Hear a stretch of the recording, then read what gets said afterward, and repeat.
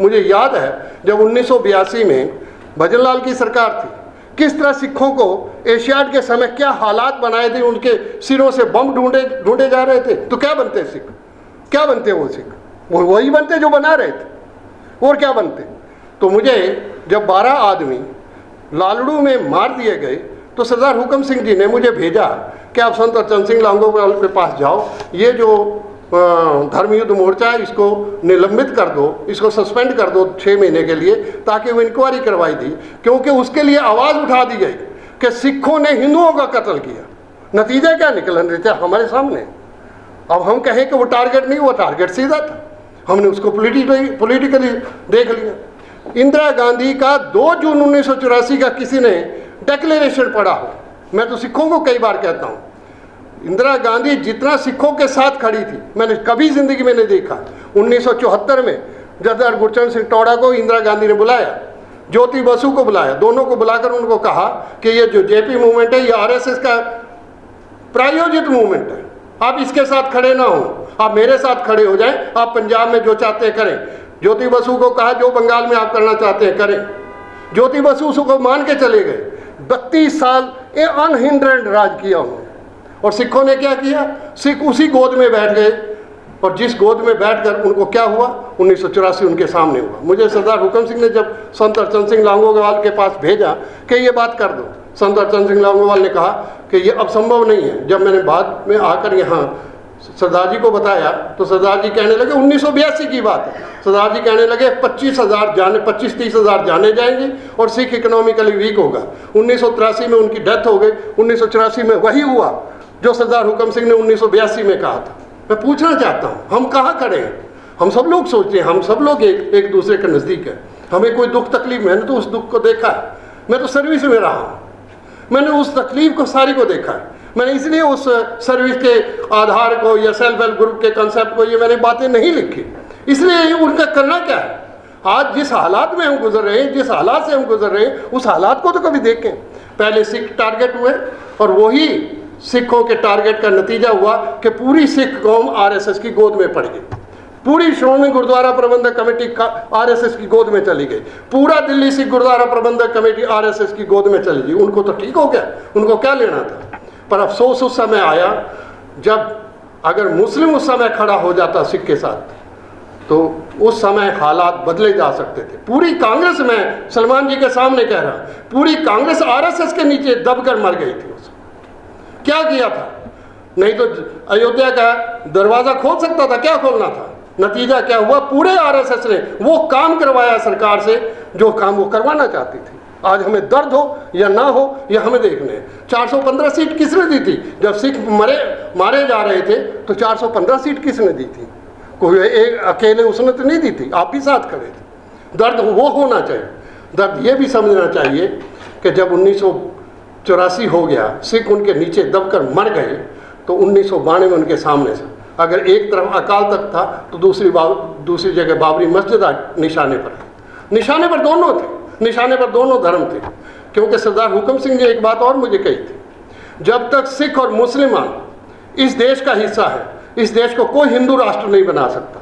आज हमारी जिम्मेदारी है कि ना तो मुसलमान और ना सिख इस देश से ना अलग हो। पर अफसोस है कि जो पंजाब में हालात केजरीवाल ने किए हैं, जो वहाँ के हालात पैदा हुए हैं, जिस हालात से आज पंजाब गुजर रहा है, मुझे डर है कि फिर से वही हालात पैदा हों।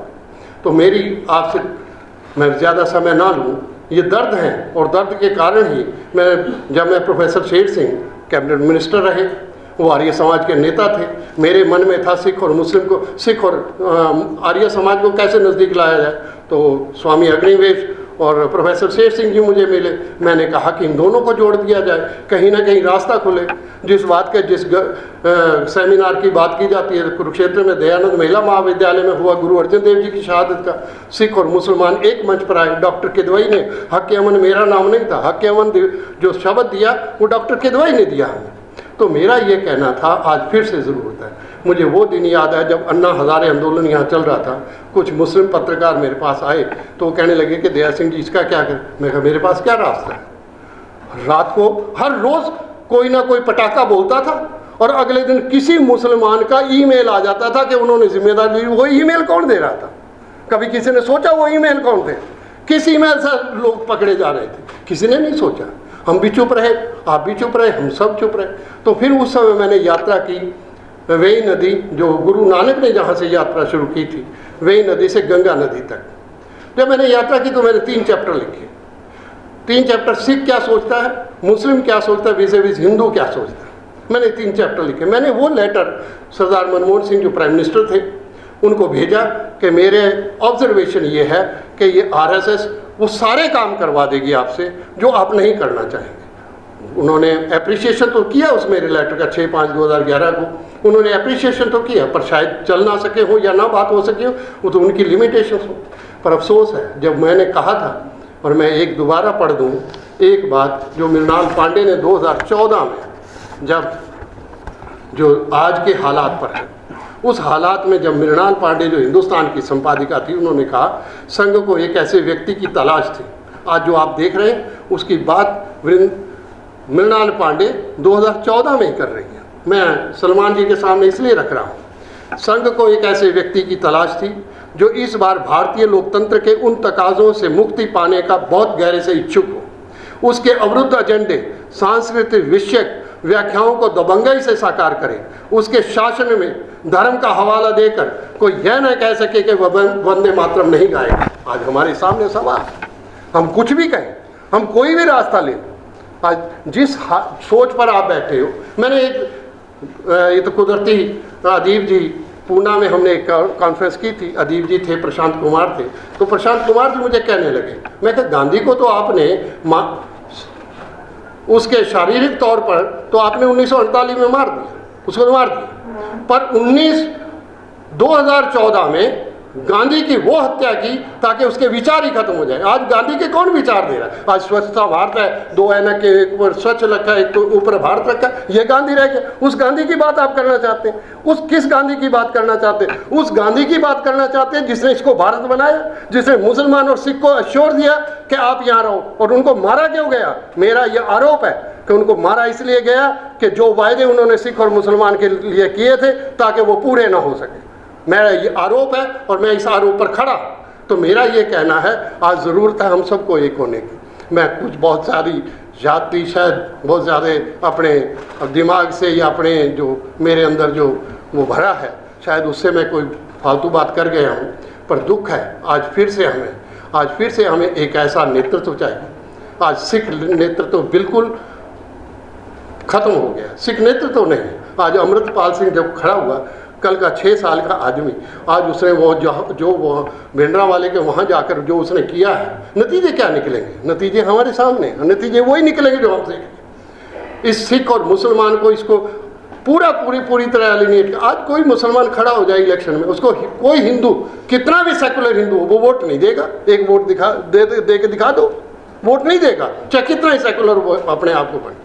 सिचुएशन ऐसी बन गई जिस सिचुएशन में मैं आज भी कहता हूँ, मैं कांग्रेस को कई बार कहा, मैं ये बात कहता हूँ, ओपनली एडमिट करता हूँ कि 22% मेरे से जयपुर में अब्दुल लतीफ़ आर्को हैं, उनके यहाँ मीटिंग हुई तो कुछ मुस्लिम समाज के लोग थे, तो मैं वहाँ गया तो मुझे ANI वाले कहने लगे कि आप 2 मिनट हमें बाइट दे। तो मैं क्या बाइट दूँ? जो मैं बोलूँगा वो आपने करनी नहीं, जो आपने करनी है वो मैं बोलूँगा नहीं, तो मुझे क्या मेरे से बाइट लेना चाहते?